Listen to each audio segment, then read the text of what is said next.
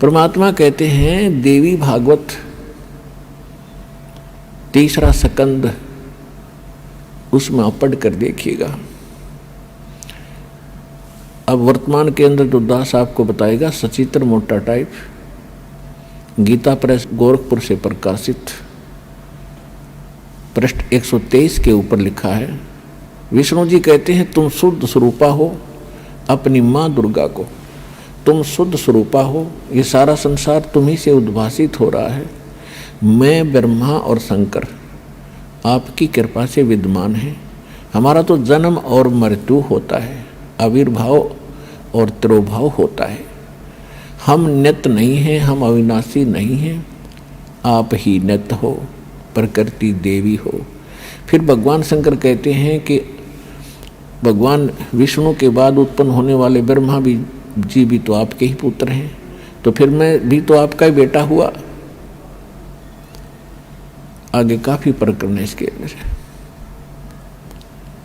तो परमात्मा ने कहा कि आप कहते हो इनके जन्म मृत्यु नहीं है, अरे इनके देखो ये खुद कहते हैं हम तो जन्मते और मरते हैं, हमारी माता दुर्गा है।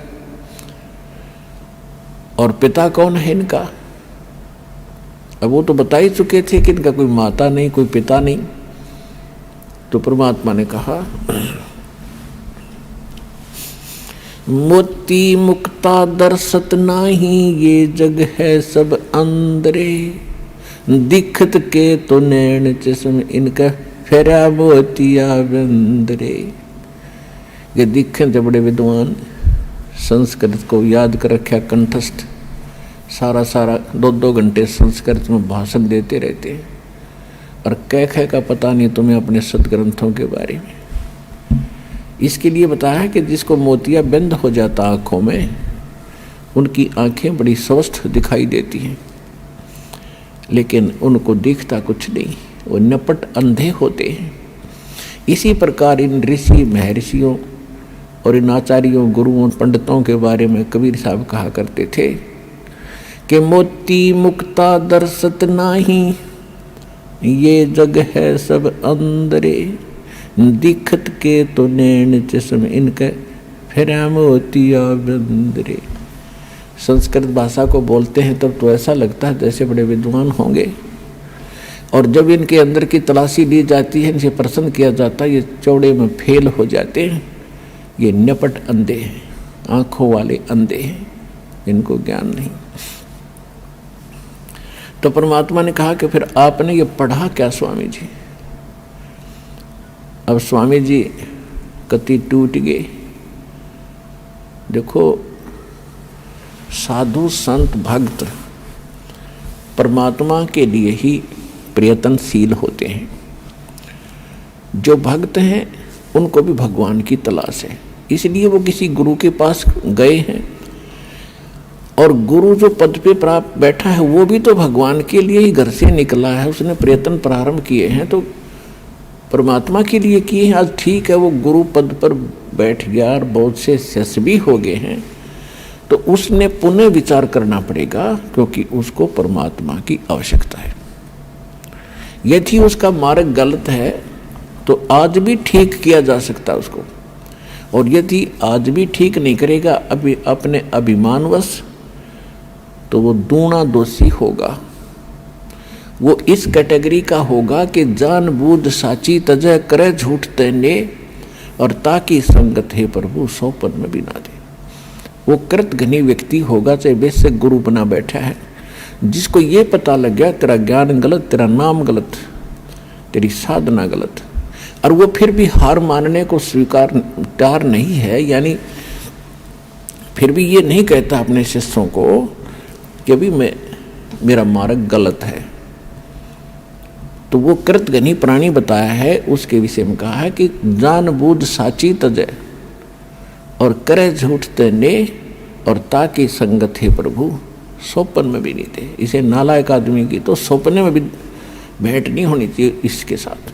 और जो उनके फंसे बैठे हैं भोली श्रद्धालु, अब उन्होंने स्वयं सोचना पड़ेगा। अगर वो गुरु होगा और भगवान की खोज में होगा तो पहले वो कहेगा अपने शिष्यों को, क्योंकि जो दास ज्ञान देता है सबसे पहले खटक उन गुरुओं को लगती है, क्योंकि उनके विषय में बोला जा रहा है कि उसका ज्ञान गलत, राधा स्वामी पंथ का ज्ञान गलत, उनके नाम गलत, उनकी साधना गलत। धन धन सतगुरु सच्चा सौदा सिरसा और जगमाल वाले के बारे में कहा जा रहा है, उनका नाम गलत, उनका ज्ञान गलत, उनकी भक्ति गलत, उनका रास्ता गलत। और जितने भी ये ब्रह्मा विष्णु महेश के पुजारी, आसाराम सुधांशु जी, ये कुमार स्वामी, ये इनका सारा मार्ग गलत। और ये 3 देव की भक्ति करते हैं, इनमें जीव का मोक्ष नहीं। तो इनको सबसे पहले इस बात पर जोर देना चाहिए। ये क्यों कह रहा है रामपाल दास? इसका उद्देश्य क्या है? कम से कम उद्देश्य जानकर हमारे सदग्रंथों को, लिटरेचर को पढ़ रहे ये संत दास की उनसे विनम्र प्रार्थना है, उनका भी जीव रक्षा होगी। उनके अंतर्गत जो भोले श्रद्धालु फंसे पड़े हैं उनको संत मान के, संत वही होता है जिसके पास पूर्ण ज्ञान हो और साधना ठीक है, नहीं तो वो भक्त नहीं है, ना वो गुरु है। वो तो एक अपना जीवन नाश कर रहे हैं। तो उनसे दास उनके हित के लिए कह रहा है। जैसे कोई रास्ते में जा रहा है और काफ़ी लंबे सफ़र पर पहुंच गया और वहाँ उसको कोई टोक रहा है, कहाँ जा रहे हो भाई? तो वो उस स्थान का नाम बताते हैं और वहाँ कोई व्यक्ति खड़ा है, वो कहता है ये रास्ता ठीक नहीं है आपका, आप बहुत गलत जा रहे हो। तो उस व्यक्ति को क्या करना चाहिए? 1, 2, 4 और से सलाह लेनी चाहिए, भी सचमुच मैं जा रहा हूँ, ये मार्ग ठीक है कि नहीं। और उसके साथ झगड़ने लग जा कि तू क्यों बोल रहा है मेरे मार्ग को गलत, तूने कैसे बता दिया गलत? तो ये बुद्धिमान का काम नहीं, ये तो महान नीच व्यक्ति करता है ऐसा व्यवहार। कोई कहता है भी तेरा रास्ता ठीक नहीं, तो उसने धन्यवाद करना चाहिए उसका और सोचना चाहिए भी बता कैसे गलत जा रहा हूँ, मेरा विश्वास दृढ़ कर कि मैं गलत जा रहा हूँ। तो और नहीं तो मैप हमारे पास है, उस नक्शे को, उस मानचित्र को सामने धर ले और भाई तू यहाँ खड़ा है, ये शहर है और आप जा रहे हो दिल्ली और आप हिसार से चल के आगे सिरसा, ये सिरसा यहाँ पर है और दिल्ली इधर है, तेरा मार्ग इसलिए गलत है। तो फिर उसने पुनर्विचार करना चाहिए। तो हमारे जो सदग्रंथ हैं ये हमारा मानचित्र है, ये हमारा गाइड है। जो संत हमारे सदग्रंथों के विरुद्ध बताते हैं और विरुद्ध जा रहे हैं और अपने भक्तों को ले जा रहे हैं, उनके लिए दास प्रार्थना कर रहा है कि आप शास्त्र विदिता कर मनमाना आचरण करे और करवा के अपना जीवन नाश कर रहे हो और आपके आश्रित इन भोले श्रद्धालुओं के जीवन को नाश करके उनका भार अपने सिर पर धरकर पाप के भागी बन रहे हो। दास उनको इतना सतर्क करना चाहता है कि कुछ संभलो और विचार करो। ये मैप तुम्हें नहीं देखने आते हैं तो दास ने कति क्लियर कर रखा है।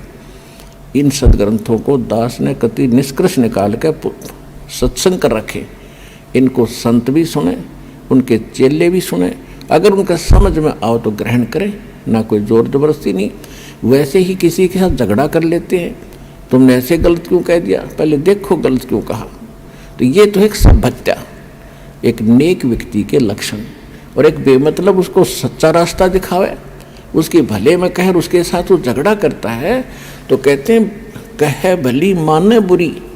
और यही परीक्षा नीच आदमी की यही परीक्षा होती है कि उसके भले की कहेंगे तो उसको हानि करता है। कबीर साहब कहते हैं कि साच कहूं तो जग नहीं माने और झूठा जगपतियासी। अगर साच कहूं तो ये जग नहीं मानता, इन झूठों की बात पर विश्वास किए बैठे हैं।